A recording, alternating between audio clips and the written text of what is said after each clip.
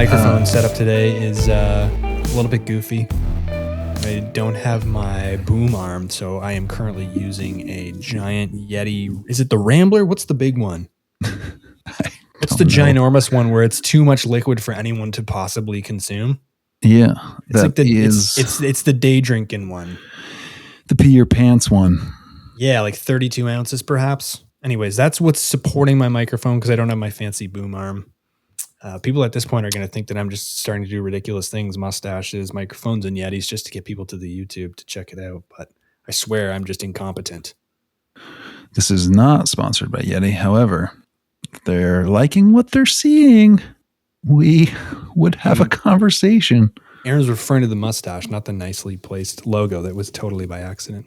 Yeah, if you want a face for your company, my guy Seth, his mustache.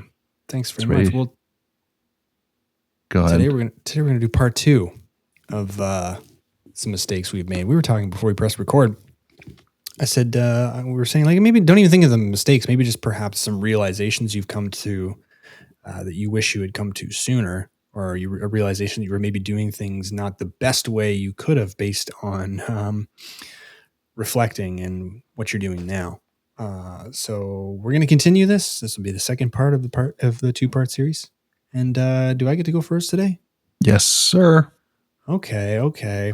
Well, I'm going to start with my first thing is going to be I used to try to do a little bit of everything to further my photography career instead of doing a lot of a few things. I'm going to repeat that. I used to try to do a little bit of everything instead of a lot of a few things. So in other words, I would just skim the surface, 15 minutes here on Instagram, trying to interact with people, 15 minutes here, building my website, et cetera, to the point where I was doing like 20 different things a day, just skimming the surface and thinking that doing that over the course of a year would build up to great things. And of course, I got further ahead than where I was when I started.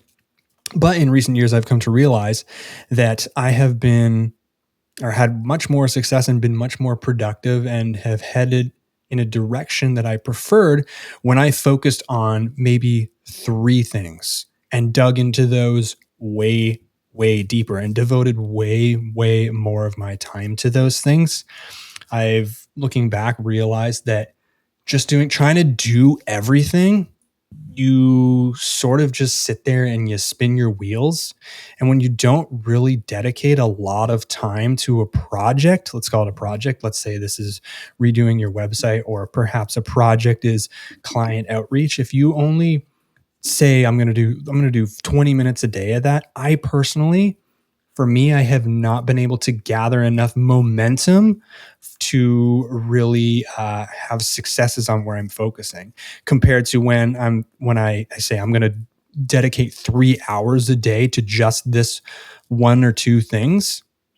I was able to move quicker to where I wanted to get to. And this came with I guess it took time for me to realize that, and this used to bother me, that you're not going to be able to do everything. You're not going to be able to do everything well. You're just simply not even going to be able to attempt to do everything. And if you try, you're going to be spread way too thin and you're going to get nowhere. And so that is something recently that has helped me a lot. And I will continue to elaborate on this point. But first, I'd like to sort of hear what your first thoughts are on this. Yeah, even with our podcasts, I think we realized a little bit ago that like we need help to do this, all the aspects of it really well. Right. Or even pretty well. And we decided to get help and create a team. Thank you, Hillary, to create a team around us, a small team, but a team that can just take some of the weight and carry some of the weight so that we can focus on certain things a little bit more. If we only have 10 hours, a week to put into it, which things do we want to put into all that time? So I think, that's a pretty concrete example of how we've done that recently. But in starting out, what do you see? Well, to build off your example, I think people listening might say, okay, well, that's great. How do I either A, get to the point where I can build a team, or if I'm not interested in building a team, how does this apply to me? Right. Yeah. So in the sense of how do I get to building a team, you mentioned Hillary, our social media girl, who's wonderful. I think we neglected our socials for a long time just because it was not possible to do a little bit of everything well, right? Or to the standard that we liked. I think either on purpose or by accident, we identified the most important things, which was recording weekly, good audio, getting it, just basic fundamental stuff, getting episodes out, finding guests. And I think we were able to recognize early that is the foundation of what we need to do to be able to build, right? I think often we can confuse ourselves where we're working on the third floor and we haven't finished building the ground floor and second floor, right? And it doesn't make a lot of sense. So that's what I would say to that. And then what was my other part? If you don't really want to build a team, I think the same thing still applies to the analogy I just used. I think you have to focus on a lot of the ground floor level stuff isn't exciting, right? I mean, like we want to do the third floor, fourth floor stuff because it's fancy, it's finishing touches, it's the exciting stuff, it's editing photos, it's editing videos. Whereas, slogging away building website pages and maybe ground floor stuff. And I think I like to think of it as like a building, literally a building in this sense, where what does each floor need to have in order to build the next floor? And perhaps it takes me 10 years to build this skyscraper. Perhaps it's a smaller building. And when I'm saying a smaller building, I'm just referring to different maybe ambitions or goals you have, comparing those as, or using simile as a building. And I guess understanding that it takes time based on those things, and how do you want to, in what way makes the most sense to structure your build, right? For whatever you're doing. Yeah. Can you reflect on that in terms of if you were to start over, where do you think you would put the eggs in the basket? Well, off the bat. So I'm a firm believer of like the great things are the sum of the parts, right? Of the small things you do right. The 20 small things you do right adds up to, something significant. Maybe on their own, those small things aren't significant. So I think looking back, there's a lot of small things that I would do differently. I think to get really micro here, I think one of the biggest errors I've had was making weekly to-do lists, because I would, first of all, build this stupidly long list, right? And then I think on that list would be things that had no business being on a to-do list, such as, just in my example, this might not apply for everybody. Workout. For me, I should just exercise when I'm able to, right? I enjoy that. So what would happen is I would build this ginormous weekly to-do list. And of course, naturally, you knock off the easiest ones first. Convince yourself that you're being efficient and productive. Leave the super hard ones because you say, I can just do it tomorrow. I have a full week to cross this off, right? And then Wednesday rolls around. I'm not even halfway through the week. I can do this stuff Thursday, Friday. And then it's Saturday, Sunday. And you go, oh, no, this thing's piled up. I guess I'll have to attack it next week. And then next week becomes next week, becomes next week, becomes next week. So what I switched to doing was having 3 really big things that I wanted to do for a year, right? And then I've mentioned this a bunch of times recently, is that 3-2-1 method from Greg McEwen.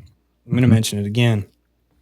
It's like having one thing a day that I do for 3 hours that's a project that is essential that I get done, that fits one of those buckets of the 3 things that I'm trying to do for the year, right? 2 urgent things and important. They have to fit both of those categories. I'm referring to my daily to-do list now. I skipped a bit. I prefer to do daily to-do lists as opposed to weekly.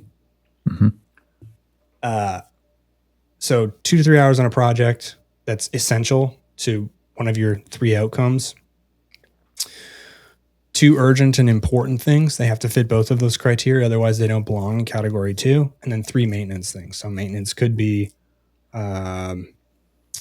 making dinner plans with that friend who's coming through town who you haven't seen in a while, right?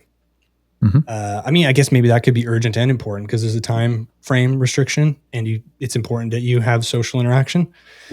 It's going to be unique for everybody. So the 1 essential project, 2 urgent and important tasks, and 3 maintenance tasks, where maybe one of the maintenance tasks is working out. But anyways, I've just found that having that has allowed me to not make lists that are impossible to get done. It's allowed me to focus on a few things, going back to the start of this conversation, and do them really, really well with my full focus. I used to be somebody who was just, and I still am, I still struggle with attention. It can be very hard to get into a state of unbroken concentration, right? And I think having it laid out in front of me in a daily to-do list, okay, this is your project that you're working on for 3 hours a day. It's just a nice reminder. And then at the end of the day, when I have a much more achievable list complete, I feel much better going into the next day, and I feel much better working towards what I'm trying to get to. So that's one area. It seems like a small thing, but you asked me to reflect. I would go back and tell myself, I'd be like, stop trying to do things on a weekly time frame. Switch to a smaller time frame with the bigger time frame in mind, bigger being the year or 5 years, etc. Mm-hmm. Does that sort of answer your question, or do you have more?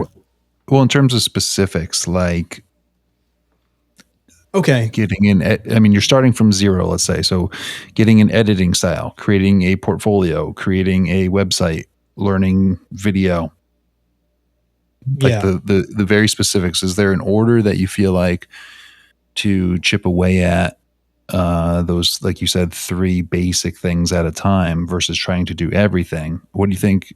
Here's an example. Like at one point I was like, okay, I'm going to have a Facebook. I'm going to have a TikTok. I'm going to have an Instagram. I'm going to have a YouTube. I'm going to post on LinkedIn. I'm going to do all these things. And then I ended up doing absolutely none of, and hats off to people who can manage all that stuff. But I found that the more stuff I added, the less I got done collectively, as opposed to if I had just picked one thing. Mm-hmm. So I think I wasted a lot of time as a photographer thinking that it was important to be on every single social platform. Some people might disagree with me on that. For me, I thought it was just overwhelming and actually made me perform worse. It made my headspace worse. Yeah. I think recently we've kind of touched on this,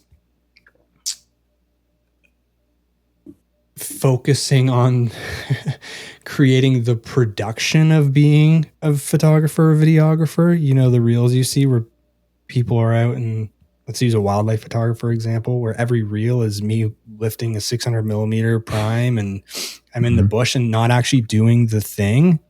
Yeah, I understand the marketing purpose for material like that, but I think you can get carried away in thinking about how to best produce the act of being what you actually are, a photographer, as opposed to just going and taking images or videos or whatever it is that tickles you. Right? Yeah, because at some point it's not, right? It's like, what's that called when you're acting the part? I mean, yeah, and you can LARPing, live action role playing. I mean, like if I'm a mechanic and I am filming myself the life of a mechanic, and it's like staged production stuff, but I'm never actually fixing cars or whatever. Am I still? You can lose touch with being a mechanic. I feel like it's happened to me and it's happened to you, and I'm sure it's it's happened to a lot of people listening or in this community. Maybe they know it, maybe they don't know it, but just kind of have lost touch of, the roots. Yeah, I think that's very, very true. And you back to your point. That's kind of to my next point, which we'll get into. Maybe it's a great transition, but I do think to be able to concentrate and focus on a handful of things and really try to get them done. There's an old saying that makes me laugh, personally, for personal reasons, but there's a saying that someone does a plus job right to the middle, does a great job right to the middle. But like it's a perfectionist saying.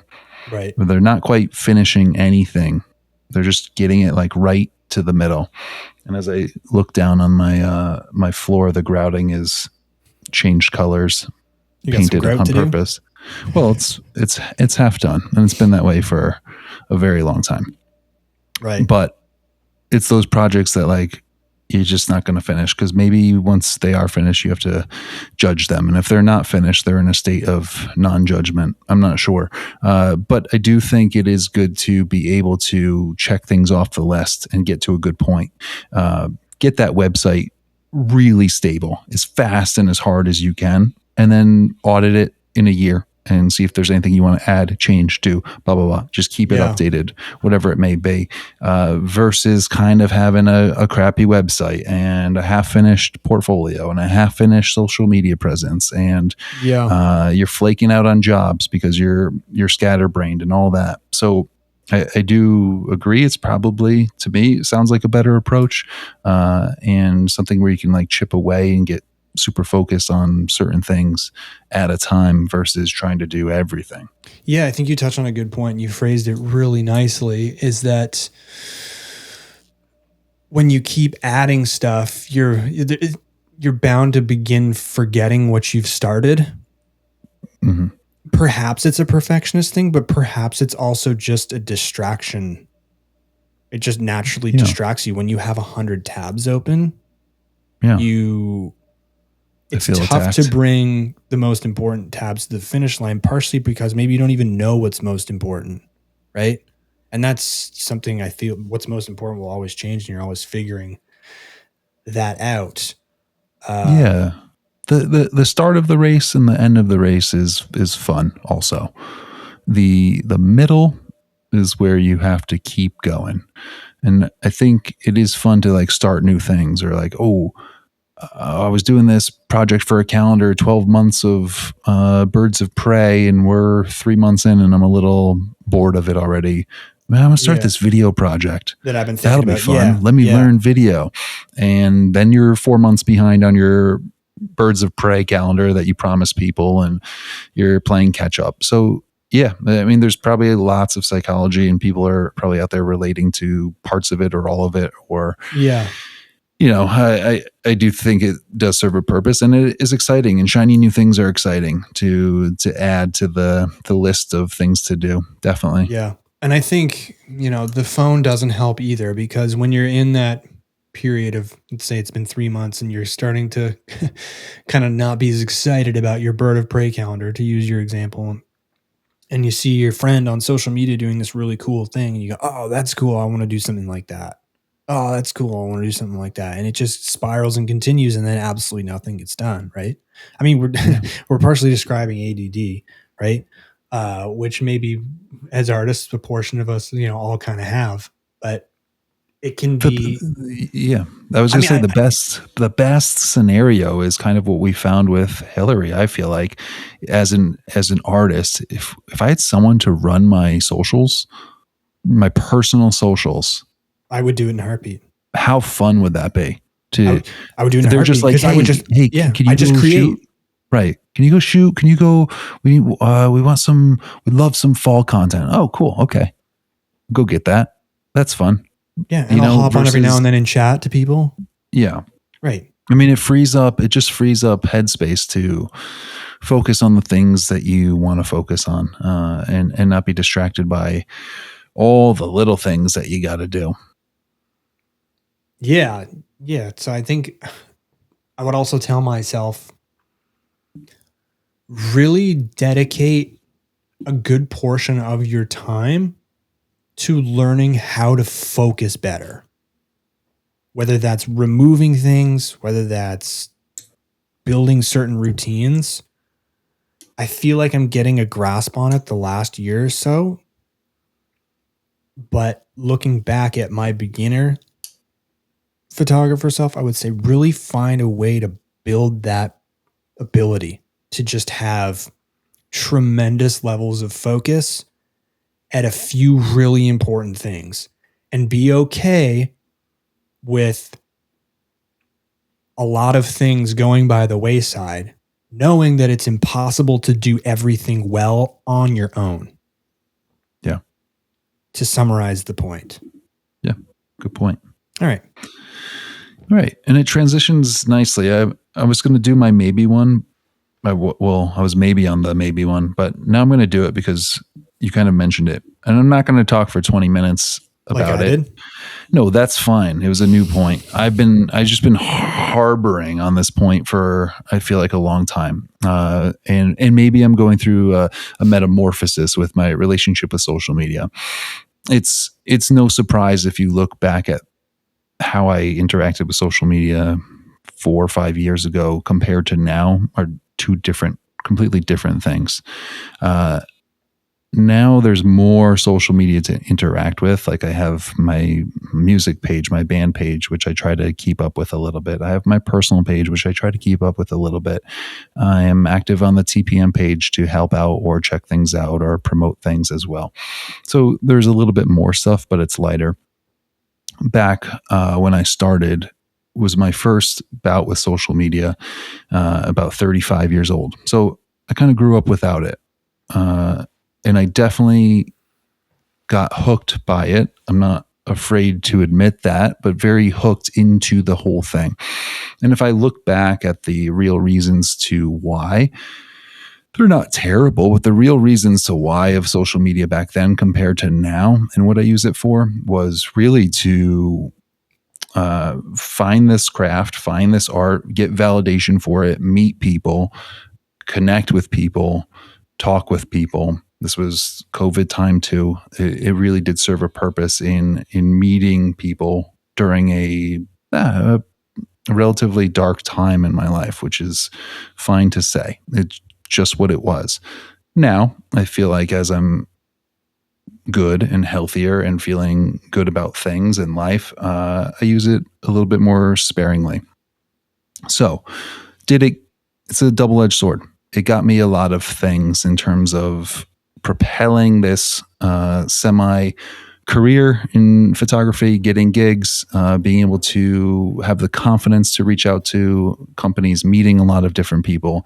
I give it a lot of credit for that. But at the same time, we mentioned this last week, I feel like it took away, and now it's a part of my life which post 35 years old wasn't. And I can say there's pros and cons. Without social media, there's a beautiful bubble that you can live in and do your thing, have a simple life. You still get notification, you still get the news, you still understand what's happening in the world, but you're not bombarded with a lot of stuff that you didn't necessarily ask for. And the psychological hook to it, it's 100% addicting. I'd recognize behavioral stuff where you just open up and click it and look at stuff and you close it out and you literally click it right back, just like a behavioral, not even thinking conscious sort of thing. And I've been talking about this a lot lately because I'm kind of on the fence of where I want to go with this relationship with social media. Like, do I leave? Probably not forever, but I feel like I do want to create some of the boundaries. My ears perked up when you were talking about that app that limits time and limits your reasoning for going in and asking those questions. Screen Zen. So just coming to, again, the why do we need it?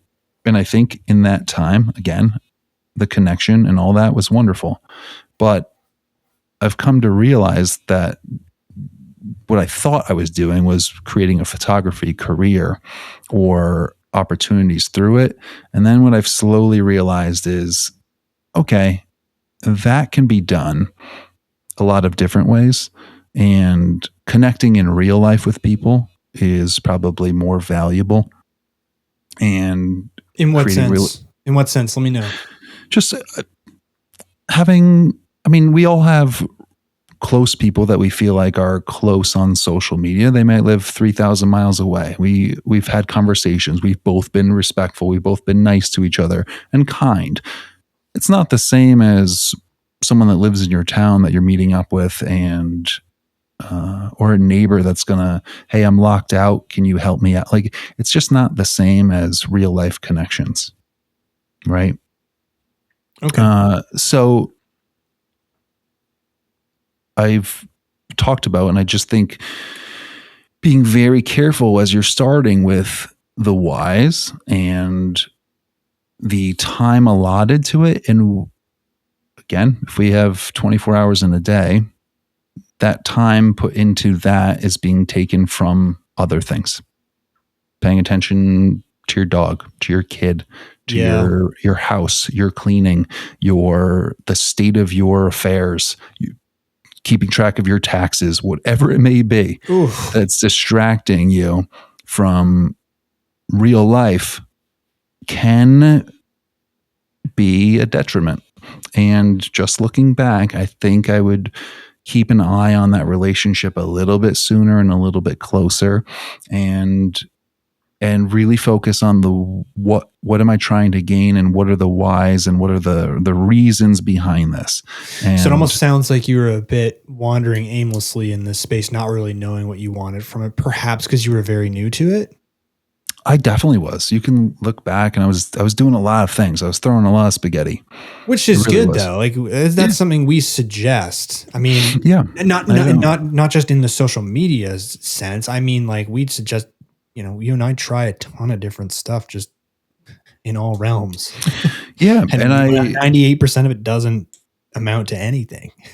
Yeah, and I look back on a lot of things, and I don't do a whole bunch of what ifs, or it should have been this, or it wasn't. It is what it was, and it's not any different than it was. So that's all fine. I think just for people out there looking back, I can reflect and say, oh, that was interesting. How sucked in I got to this whole thing, and great things came from it.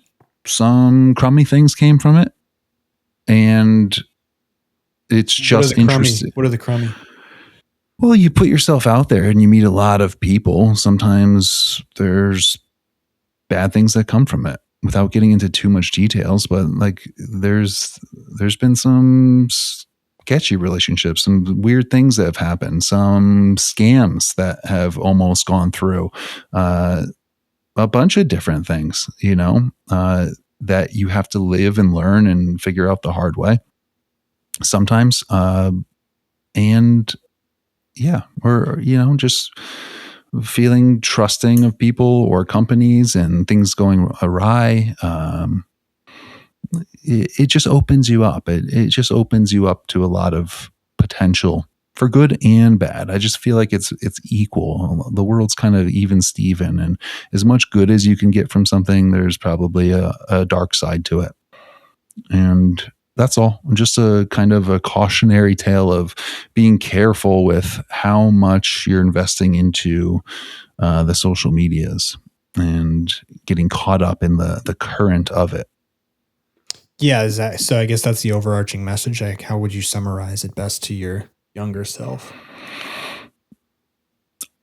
Again, I wasn't asking myself why a lot back then. I think if you're really truthful, no direction, right? Like no sense of, no aim, just enjoying it, right? Just someone's giving you a drug and you have no questions about like, why does this feel good? Or is there any downside? Is there any bad long-term effects here? Will I have a hangover? Like if you're just doing it and you're being like, that felt good, like, let's do it again. You're not really analyzing why you're in it and what's going on. So I think. Well, let me ask you this: what's the benefit to having that level of hyper awareness or mindfulness? Like, in other words, can you be too aware to a point where you're spinning in your own head? I mean, with those questions, how would those questions be valuable to a rookie version of yourself? Yeah. Good question. I think, of course, you can overanalyze and be swimming in your own head and have that old monkey brain where you're just thinking about everything and all the possibilities. But at the same time, I think you can get hooked. You can just get hooked on something and not think enough about why you're doing it. And you're putting in hours and hours and hours. If people are looking at their screen time and they're seeing 4 hours on socials, even per week, that's, geez, you could learn an instrument in that. You can do a whole video montage of, A bigger project. Yeah, Going back to point one, a bigger project. You can be exercising. Even if you broke it down to 1 hour and kept 3 to yourself to do actual things, in real life things, is the point. And this is the problem, though. Everybody knows this. It's the cycle, though. It's the they get into it. But so me saying, maybe think about it, maybe go make someone go like, yeah, why the hell did I just do that 12-hour reel and then felt miserable that it didn't reach, more people, and I was psyched about it, and there's 12 hours I'll never get back, without like really thinking about what you're chasing or what you're going for. Yeah, good point. Then you risk running into big trouble. That's all. If you said, I'm going to do this 12-hour reel because I think it's a great portfolio, I have this awesome transition idea and editing style idea, and it's going to be funny, and I'm doing this because I want to promote this with companies, then you put it out, and if it bombs and no one likes it or it doesn't see a lot, you don't care, because you're like, that was the why I did that. You fulfilled the aim. Yeah. But if you do all that and then you put it out and you're depressed, you're horribly, I've seen people post reels and then post on the story, deleting this reel, it's not getting any engagement. I mean, I guess maybe engagement was the why in that sense. But then that's fine. It's another. But then you go down the road of like, okay, so you go down the why road, which we've talked about. Why? Yeah, why am I making stuff? What's that going to do? Why do I need engagement? What's that fulfilling? What hole in? Yeah, I mean, people hear us say this over and over again. I think I think to just summarize why that's an important train of thought is because you find out who you are. Yeah, and what you're going through. And listen, again, a lot of good came from it. I'm not smashing it. I use it. And I could say it helped me get through a tough time. Like I can say that. But so could a lot of things that potentially are bad for you long term, or if you don't switch your relationship with them, can overtake you. Right. So I think that's the heads up. Right now, I feel like I have a much healthier relationship with posting and engagement and talking on social media and all that stuff than I did 4 or 5 years ago. Just briefly, what's the health versus unhealth metrics you are using to make that decision? There's a detachment to it versus like an unhealthy attachment to it back then. Like an emotional charge? Yeah, just been removed? Time attached to it. Time where it started to rule me versus me rule it. Oh shit! It's Wednesday. I have to post today by 12. I don't have something. I'm gonna go edit downstairs. I'm in the middle of cleaning my house or whatever. Like I'm gonna go edit downstairs because I have to post at 12. It's Wednesday. Yeah. If I miss this, will I get kicked out of that group? Like stuff like that. Honestly. Yeah. Which sounds ridiculous, but those are some of the thoughts. Like I can't miss this. I don't want to get kicked out of this in this group that we're in, this photo group. Right. So things like that, or responding to every DM right away and being like, connecting with your audience is important. You have to respond to all your DMs, and you get these messagings, and you get this idea from people that that's what's important and that's what propels you. And then you just sign on to this, like, Bill of Rights. This is a good point, because I think this is a side point, but you get told what's important.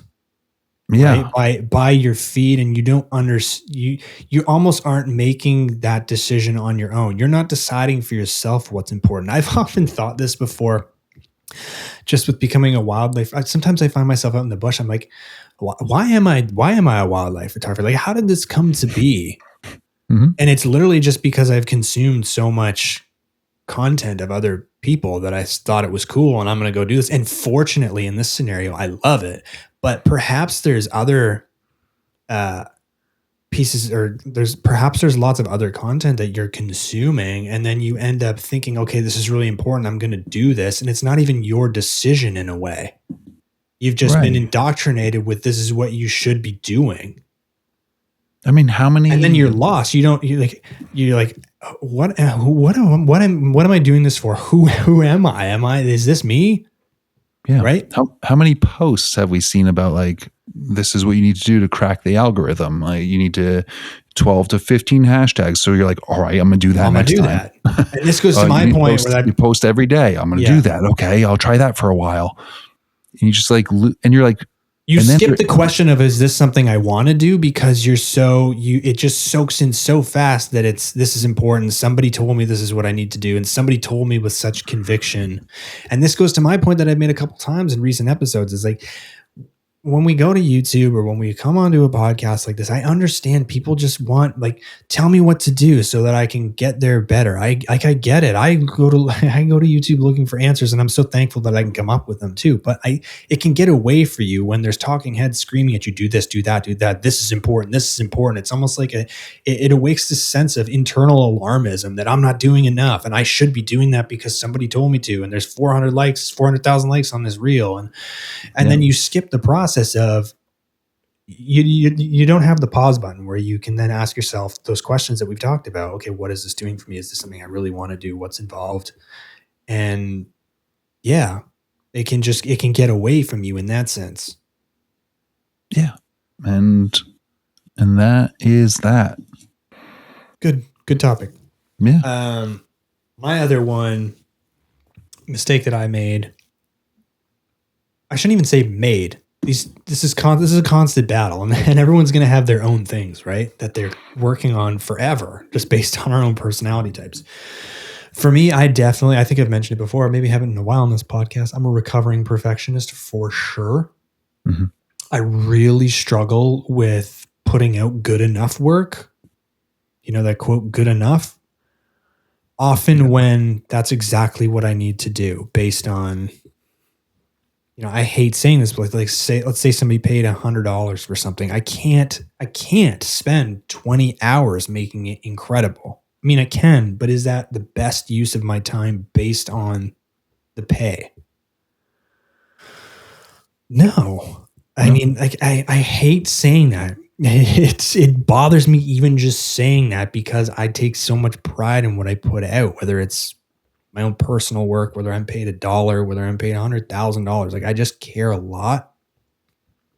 That's its own point. But I think it also ties into this other thing that I'm constantly working, I won't say against, but working with to improve upon, is overcomplicating the process at times. And what I mean by this is convincing myself that certain elements need to be fulfilled in a project, in a pitch, for it to go well, when that's not likely the case at all, where what I already have created or presented is sufficient enough. An example. Let's use a hypothetical example. Or maybe even we'll use maybe something that we'll use a personal example.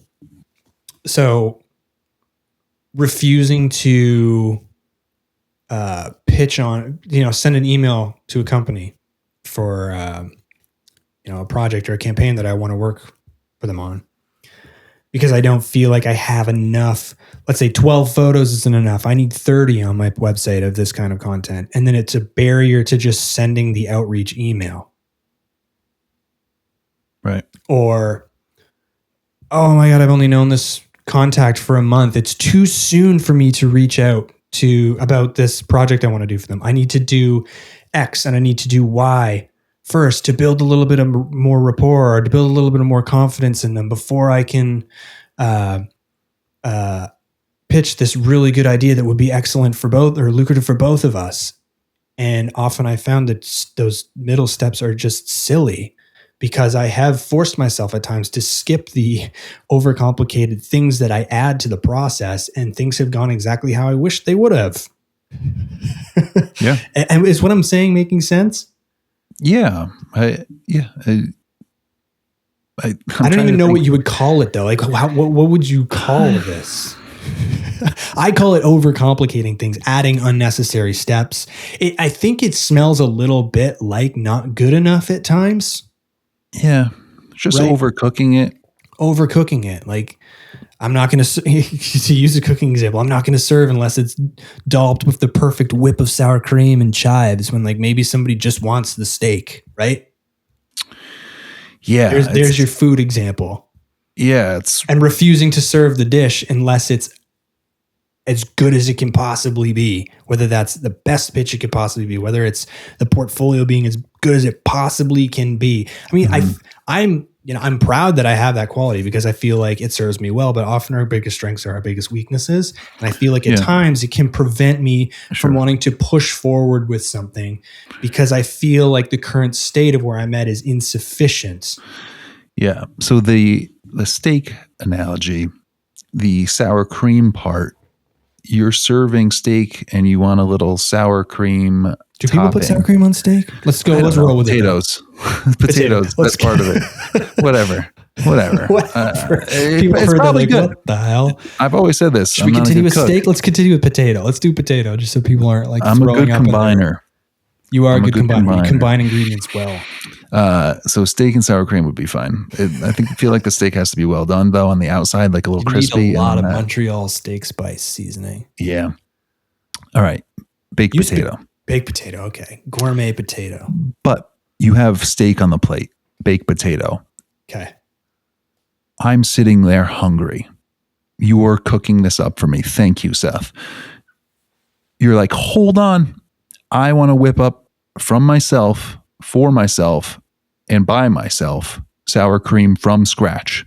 So you're mixing heavy cream, you're whipping it. I don't know how you make the sour cream in real life, but for intensive purposes, you're whipping it up, you're adding a little bit of spice, you're making it special. You put it on, you hand it to me. The steak's cold. Yeah. The potato's a little cold. Sour cream. Now in an alternate universe, you just bought sour cream and in 1 second put a dollop on. I don't know as the consumer whether you made this or didn't make this or it's perfected or took 4 hours or took 4 seconds. It's not necessarily the most important part of this presentation, this meal. Right. It's kind of, I think we can get stuck in some of the weeds and some of the details and try to overdo things that maybe no one would notice. I remember. To use your example too, I think also, so in that example, it would have been just better to just serve the steak hot, right? And you would have been satisfied, of course. I think also what happens, or to alter the analogy a little bit differently, is I go, hold up, I'm gonna whip up this fancy topping for the baked potato, and you go, oh, man, just serve me the damn. I'm hungry, man. Like, just do it. Yeah, it's an aioli. It takes an extra minute or two, and the steak is still hot, but you're enjoying it just as much, regardless of whether I did that thing or not. So and the thing or not, in your head, this is where I was going. In your head, oh, the aioli would be better if I could mix up this aioli.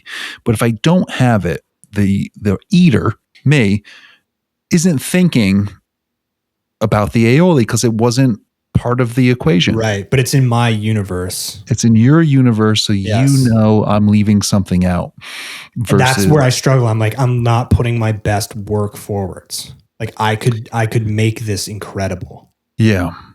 Now, what that stems from, I am not entirely sure. I think just to, I guess, touch on this more for people who can relate. The first thing that has been very helpful over the past few years is just coming to understand that that's part of who I am. Recognizing how that has served me really well, and recognizing where that has not served me very well. Mm-hmm. And then going from there, just knowing, just uncovering, lifting the veil, I think is the first battle. I mean, we've talked, I think a big theme of today has been awareness and how to develop that. Yeah. I do. It's in the same vein, but slightly different. With a project that I'm getting paid for, if I get a sense that like communication has been iffy, or maybe the price was high, or maybe I'm not thrilled with my deliverables, before I hand things in, I throw the entire farm. I'll be like, they wanted 50 photos. I'm going to give them 75. They said nothing about video, but I happen to take some drone video and I'm going to put together a couple of reels. And that's a defense on, they can't get mad at me if I've gone so far above and beyond. But how do you know that, to use the steak example, how do you know the steak was overcooked or not? I don't. It's just a gut feeling that I've had sometimes. Or how about this? How about they even say like, we're hoping for a few more photos of X, Y, and Z. Okay. Well, I have this video too. I want to, which I don't think is terrible, but sometimes you have to stand up for yourself and not be like, I need to people please and make this problem or this conflict go away just by covering it up with other goodies that normally I would charge for. So not exactly the same, but similar in terms of like, maybe I'm overdoing things for a certain reaction because I'm nervous I'm not going to get that reaction. Does it ever bother you that whatever you produce can always be better?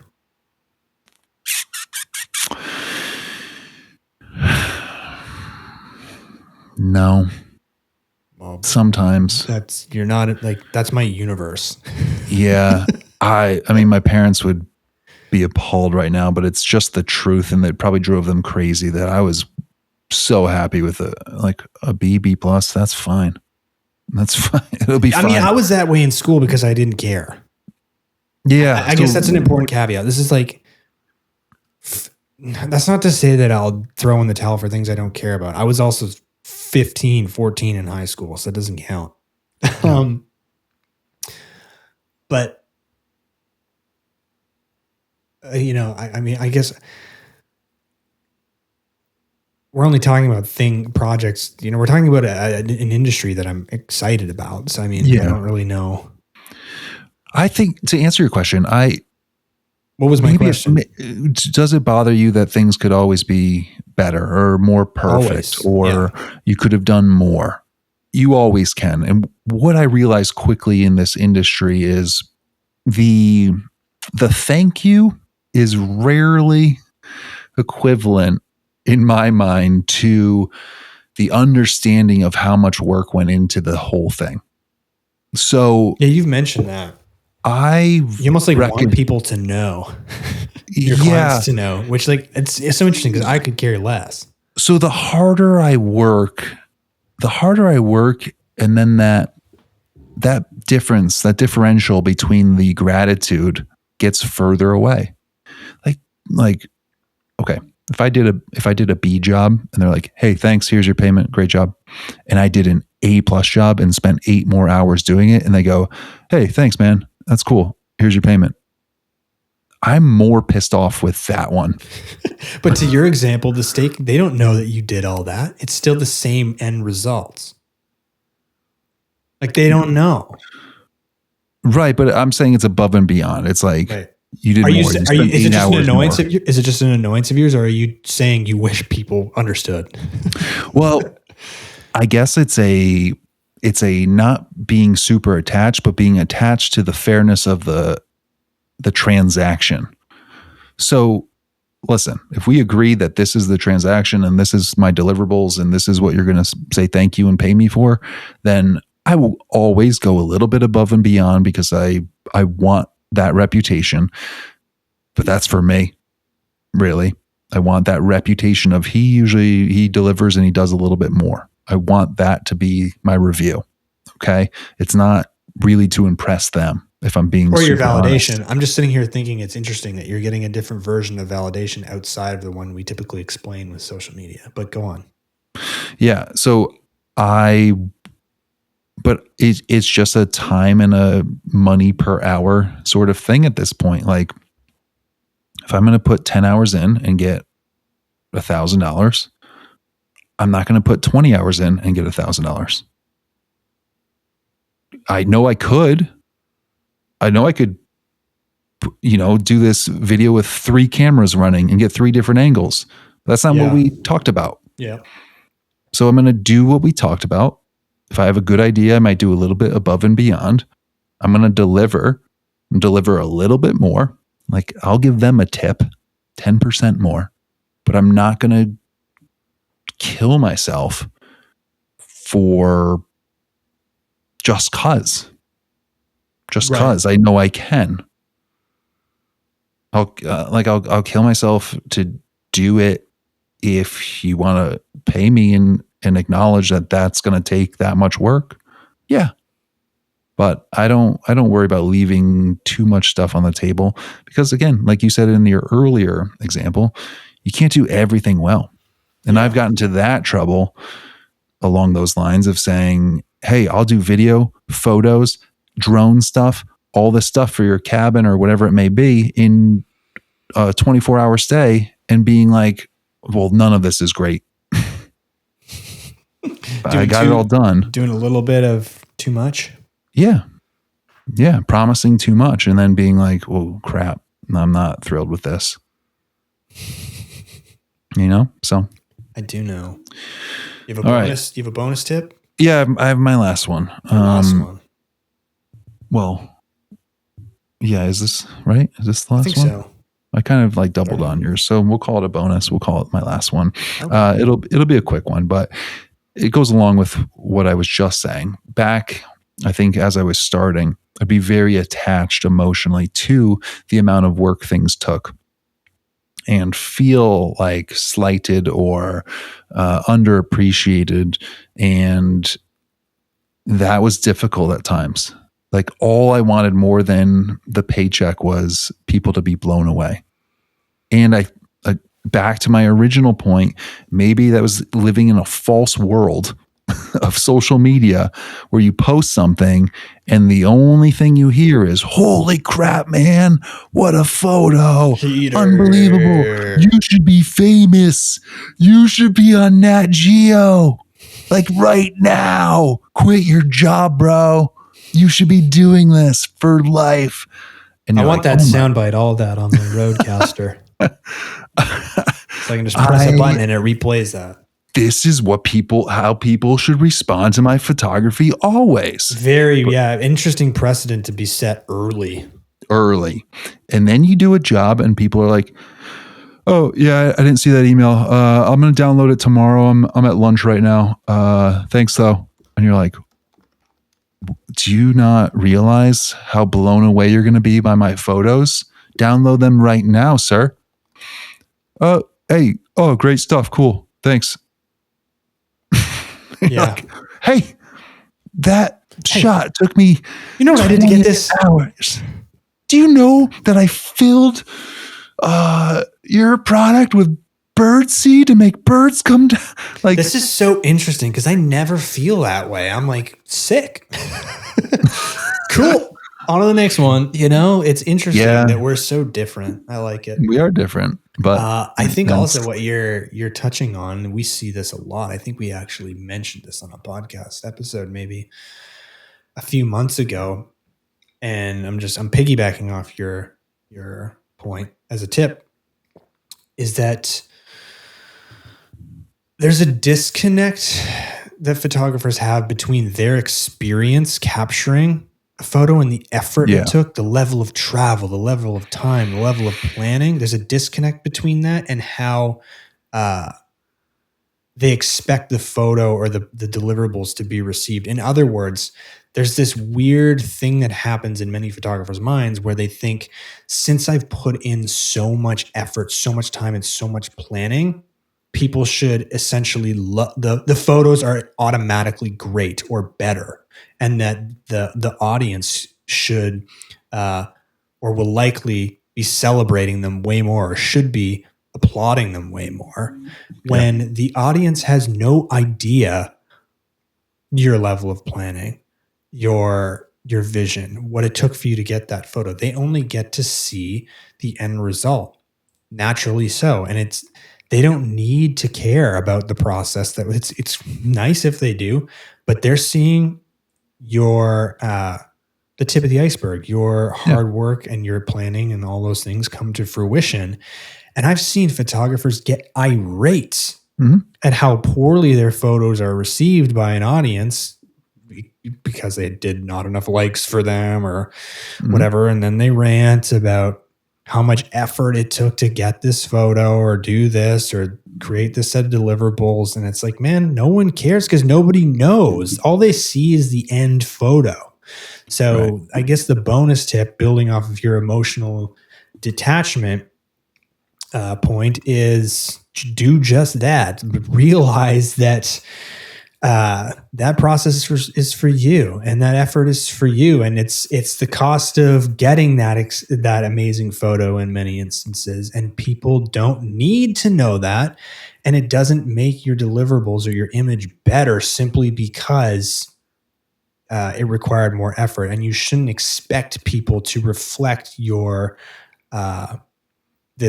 this false reality or this fantasy outcome that you've developed in your head because you've put in so much time and work. Yeah. And if you put in so much time and work for the photo and for yourself, that will make it easier for them to hire you again. Because when they start to think about, hey, could we do this kind of thing for cheaper? Or could we get someone else to do these photos? And then they really start to unpack your photos. That's when they'll say, I'd rather just have him or her do it, because it's like they're going to put in the work. I don't know how to go about finding this or figuring this out or doing this. It sounds like too much work. Or they might try and be like, ooh, this really flopped. This is not good. That person does it better. Let's call them back. Right. So I think that it does come back for you. But off the bat, they're looking at it as, oh, that's a cool photo. Oh, yeah. Cool art. That's art. If it's not, it's not. Like if it's not a good photo, it doesn't matter how much effort it took. Yeah. It doesn't matter if you're in Machu Picchu. Like it doesn't matter. Right.